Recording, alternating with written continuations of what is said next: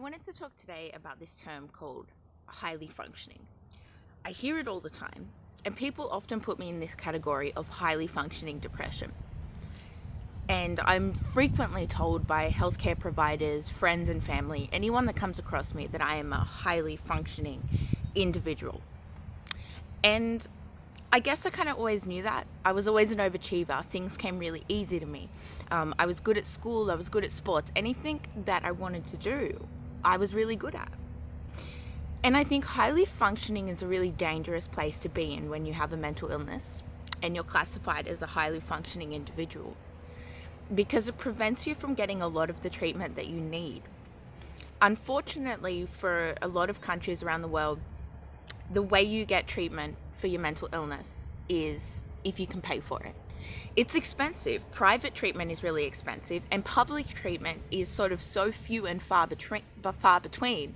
They reserve that for what they deem, I guess, the most critical cases.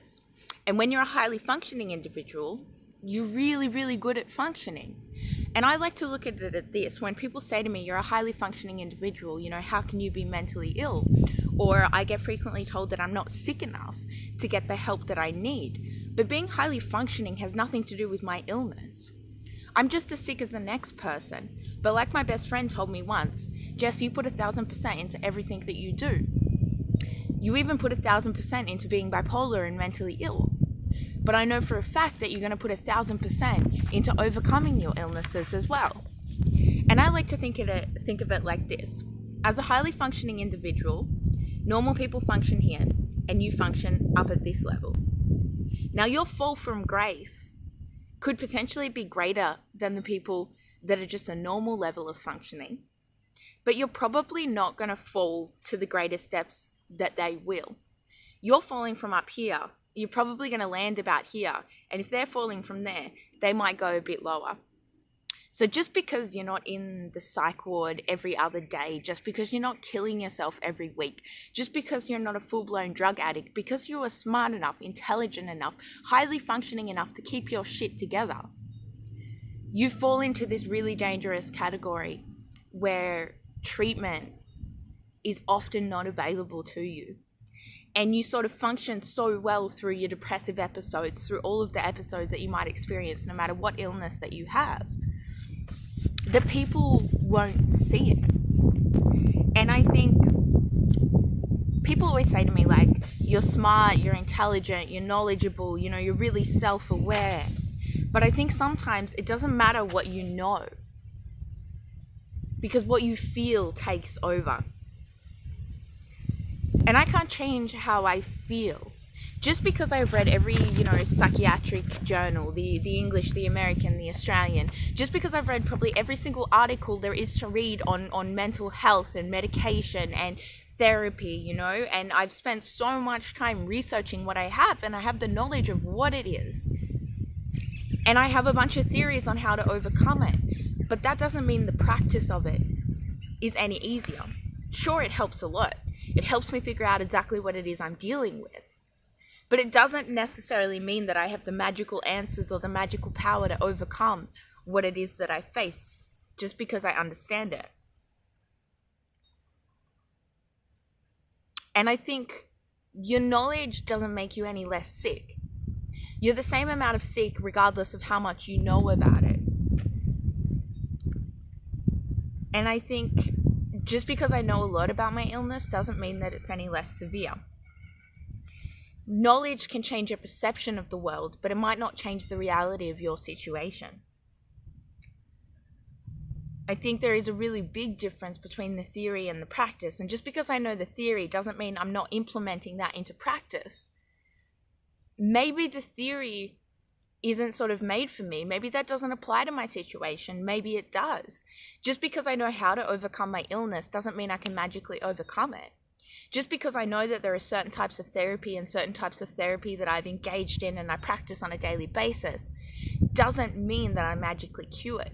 Sure, I can do all the CBT or DBT courses in the world, but I'm still going to be facing the same things that I face every day, and I'm still going to have to practice what I've learned every single second of every single day, and sure, maybe one day I will get better at it, but just the knowledge of it doesn't make me instantly better at it.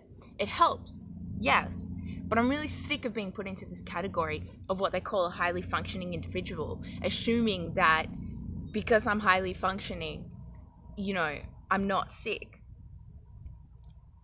And I think, you know, when you suffer really severe depressive episodes or anxiety and, you know, bipolar, manic episodes, borderline personality disorder, just because I'm highly functioning doesn't mean that, you know, it makes me immune to stop feeling joy and stop, you know, those thoughts of just not wanting to be alive. It doesn't really make life any easier. It doesn't really make my illness any easier to overcome. I still get restless. I still, you know, am very critical of myself. And I think as a highly functioning individual, there are more symptoms to your illness than maybe someone else. I know for me, my fear of failure is so incredible. I was told from a young age that I was highly functioning. I was told that I could do anything I put my mind to, and I knew it because I did.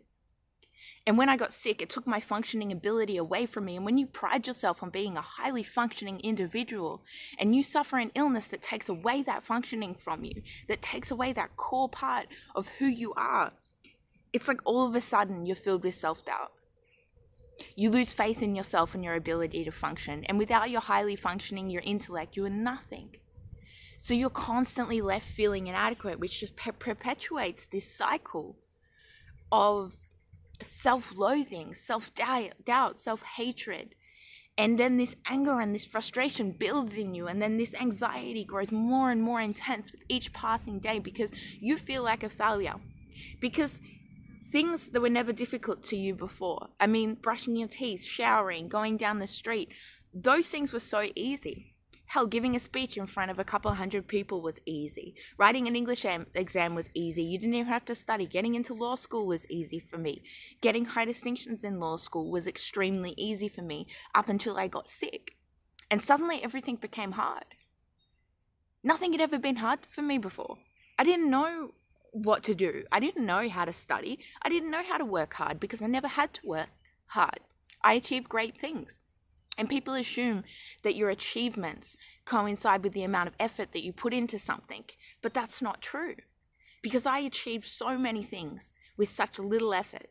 Then suddenly I was achieving nothing with maximum effort. And that was just the most frustrating thing for me. It was so incredibly frustrating. It was like I lost myself. I lost who I was because I was defined by my ability to function. And mental illness takes all of that away from you. And I think, you know, I think there's just a huge stigma around highly functioning individuals, you know.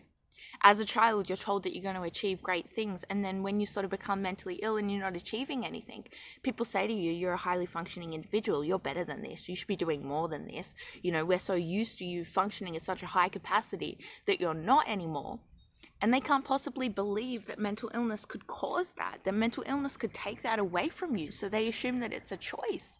I'm constantly being told I choose to live like this. I choose to be unemployed. I choose to hate myself. I choose to cut myself. I choose to be suicidal. I choose to not go down to the supermarket. I choose to not shower. I choose to not brush my hair.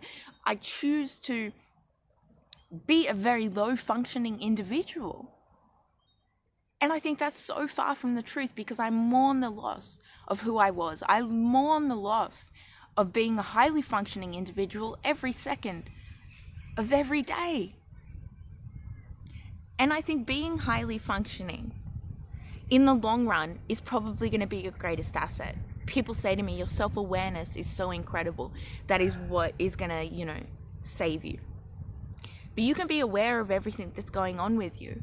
I can be aware of every single feeling I have inside, every single emotion, every single physical symptom that I have. I can be aware of every single thought I have, and I can combat every single thought I have because my brain is both my greatest superpower and my greatest weapon. And I can choose to use that as a superpower, or I can be neglectful and you know, let that manifest as the weapon, you know, it wants to be because my mind is broken, because my brain is broken. But if my brain is my greatest asset and that is faulty and that is not working properly, then nothing else is going to fall into place. Nothing at all. And people say mental illness is all in your head, and they are completely wrong. If your brain is broken, and your brain is the control center, your brain is the motherboard for your entire body, and it's not working properly, then nothing else is going to work properly either. If it's not sending the correct signals to your body to have the right amount of energy, to have, the right thoughts, to beat your heart at the right pace, to react to situations in the proper way, then everything really does just fall apart from there. And I don't understand how people can't see that what goes on in here translates to the rest of your body. And I just really wonder, am I alone in that category? I seem to be put into this category of highly functioning individuals, which are apparently very rare. But at the same time, I feel like I'm more stigmatized than most people because I don't fit the stereotype of a mentally ill person. And then if I do, I fit the stereotype of these highly functioning individuals that are mentally ill because of how intelligent they are. I'm frequently told that the reason that I'm sick is because I am intelligent, because I'm very self-aware, because I have this grasp of the world, and people tell me that because I know so much about myself and the world that I live in, that makes me not want to live in. And that might be true, but I really just don't think that makes me any less sick. I really don't understand why that prevents me from getting the health care that I need. And when you Google the terms highly functioning individual, they talk about highly functioning in depression. But the first 20 articles that you read don't actually cover the topic of people that are highly functioning all the time. A highly functioning personality disorder, which is what you'll find when you Google highly functioning, basically says that people will function really highly in certain circumstances, but they will compensate for that by functioning extremely low in all other circumstances. So I don't really understand why people stigmatize these highly functioning individuals. When I go to appointments, I present well because I've never known how to do it any other way. Because I'm intelligent, because I can put my thoughts into words, because I dress nice, I present myself. Because I'm not a mess all of the time, because I muster all the courage and all the energy that I have at any given moment to function. And I tell myself, just function for this moment, just function for this appointment, just function when you leave the house for this 5 minutes for an hour. And then when you get home, you can fall apart. And what I find is whenever I leave my house, whenever I'm in a social situation, whenever I'm in a foreign environment, my intelligent brain is working so hard to process all of the information that I have, to process absolutely everything from the ground that I'm walking on, to the walls that I'm seeing, to the people around me, to their emotions, to their thoughts, to their feelings, to what they look like, why do they look like that, who are they, what is going on. It absolutely drains me. And being alone and being in a safe and familiar place is so critical for me. And unfortunately, I don't really have a place like that. I haven't for a really long time. And I think there's very few places that I can shut my brain off. And that makes it really hard because you can actually be physically exhausted by the sheer amount of information that your brain is processing. Now, I have a condition which affects sometimes 20% of the population to varying degrees. It's called low-latent inhibition.